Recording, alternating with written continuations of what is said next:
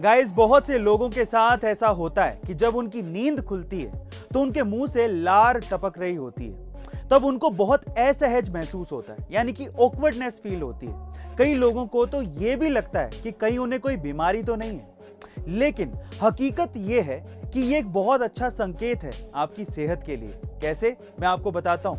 यह इस बात का संकेत है कि आपने बहुत अच्छा आराम किया है, बहुत अच्छी नींद ली है। मतलब सोते समय लार तब गिरती है जब आपको गहरी नींद आती है। So guys, don't worry about it. Guys, America में रहने वाले कुत्ते की किस्मत खुल गई है और वो जल्द ही करोड़ों का मालिक बनने वाला है। जी हाँ गाइज, आप ठीक सुन रहे हैं। दरअसल कुत्ते की मालकिन, जिसका नाम जू एसेन है, वो प्लेबॉय मैगजीन की एक टॉप मॉडल है और वो अपनी पूरी संपत्ति अपने कुत्ते के नाम करने वाली हैं। मॉडल ने इसके लिए वकीलों से बात भी शुरू कर दी है, पर कुत्ता इतनी संपत्ति का क्या करेगा वो तो ऊपर वाला ही जाने।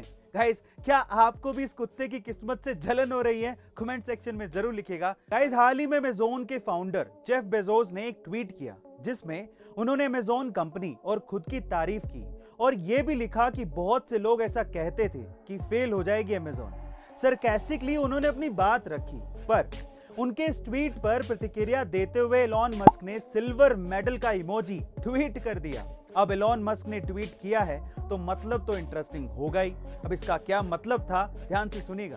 इस ट्वीट का मतलब यही था कि अब आप चाहे कुछ भी लिखें, दुनिया के सबसे अमीर लोगों की लिस्ट में एलॉन मस्क पहले पायदान पर है तो गोल्ड मेडल उनका हुआ, और जेफ बेजोस दूसरे पायदान पर है तो सिल्वर मेडल उनका हुआ। बहुत सिंपल सा ट्वीट था, लेकिन मतलब बहुत ही गहरा था। इंडिया दुनिया का सेकंड लार्जेस्ट कोल प्रोड्यूसर है, लेकिन फिर भी आखिर ऐसा क्यों कहा जा रहा है कि इंडिया भी एक दिन अंधेरे में डूब सकता है? चलिए जानते हैं। इंडिया में लगभग 70% बिजली का उत्पादन कोयले से होता है और कोरोना महामारी के बाद से ही इंडिया की अर्थव्यवस्था ने बहुत तेजी से रफ्तार पकड़ी है और उसी की वजह से कोयले की डिमांड भी काफी ज्यादा बढ़ रही है और उसी के चलते कोयले की कीमतें भी आसमान छू रही हैं। वहीं दूसरी ओर भारी बारिश के कारण कोल माइंस में पानी भर जाने की वजह से बहुत से कोल माइंस बंद हो गए हैं और कोयले के उत्पादन में भी काफी ज्यादा कमी आई है और उसका सीधा प्रभाव 135 से ज्यादा पावर प्लांट्स पर हुआ है। इसी कारण इंडिया में बिजली संकट के कयास लगाए जा रहे हैं।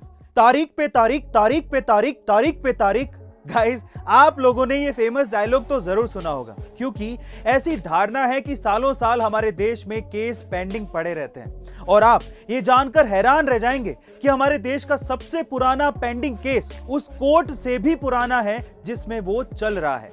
नेशनल जुडिशियल डेटा ग्रिड के मुताबिक कलकत्ता हाई कोर्ट का केस नंबर AST 11800 संभवतः देश का सबसे पुराना पेंडिंग केस है, जो कि 218 साल पुराना केस है।